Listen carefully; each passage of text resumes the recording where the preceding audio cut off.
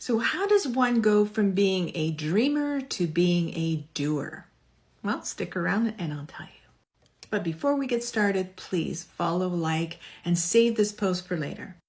So the number one thing that you need to do is ignite that passion in you.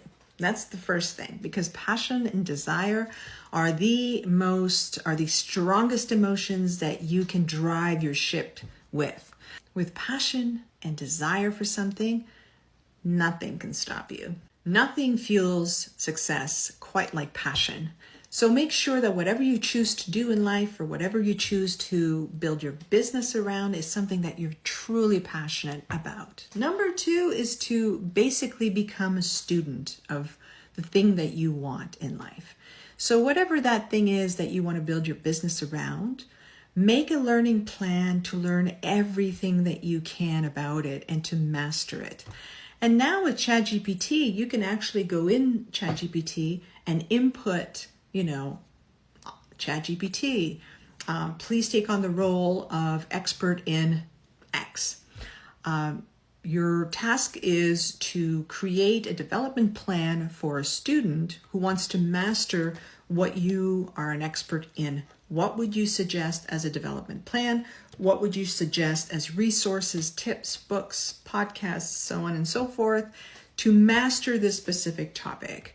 And it will come back with a pretty decent plan, and then just go at it. Just start learning and never stop learning. The next part is to assemble your dream team. So now that you've figured out what you're passionate about, now that you've figured out, the learning plan, find people that are successful doing what you want to do and get some of their attention. I once called someone and said, I'm going to pay for 2 or 3 hours of your time, and I want to be able to ask you every question I have about what you do and how you were successful. Nobody says no to that because you're going to pay them. And usually, to be honest, they never let me pay. So I got the information directly from someone who was actually doing it, right? There is no better than that, because books will tell you things and they're theoretical.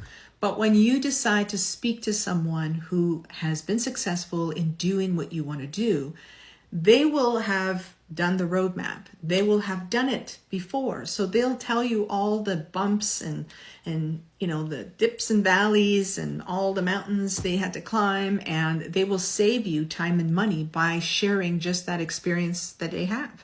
So build that dream team. Start looking outwards to people that might be able to help you to get to the next level of your learning plan. Next part of this is to embrace failure. And I hate that word, but it is what it is. But I don't want you to see failure as how everybody sees it, as something that you have to embrace and put on and feel personally related to.